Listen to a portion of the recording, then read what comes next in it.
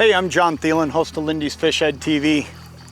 You know, you might be more used to seeing me on Saturday or Sunday mornings, but I'll tell you what, my prior life, I was a fishing guide. And I learned a lot of things over the years about boat control when I was a fishing guide, because ultimately, it wasn't just about me catching fish back then. It was about making sure that my clients could catch fish. It was about making sure that every spot I fished, they were capable of fishing just as good as I was fishing it. And ultimately, that's how you became a good guide, is making sure your customers could catch fish. But this right here, the situation I'm in right now, is probably one of the toughest boat control situations there is. And let me explain it to you. Right up here, there's a rock pile, and there's a bunch of smallmouth bass sitting on this rock pile.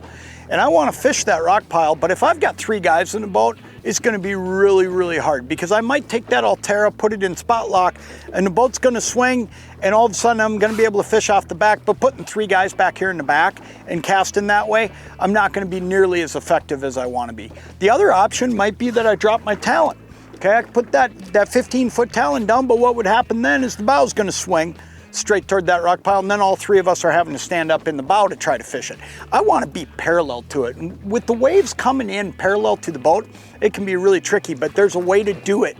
And I'm using the One Boat Network to do it, from Humminbird, Minn Kota, and the Talon. Here's what I'm actually doing right now. I'm using both that Ulterra on the bow, and I'm using this 15-foot Minn Kota Talon on the back. Here's how I've done it.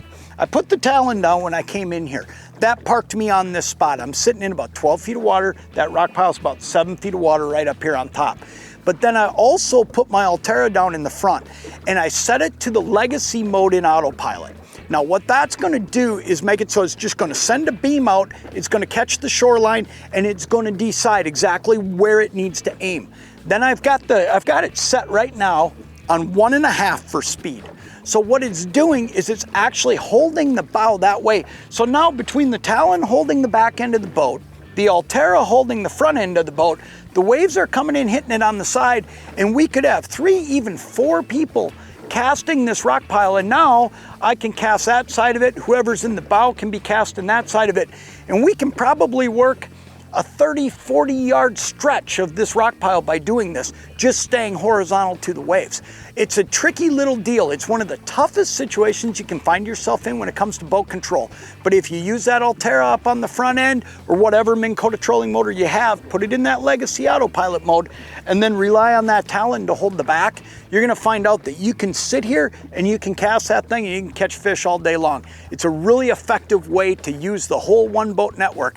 And on top of all that, I use the Lake Master map to find that exact spot. So when you roll in here, you've got all the tools you need to fish, boat control, and catch them. It's just an awesome system.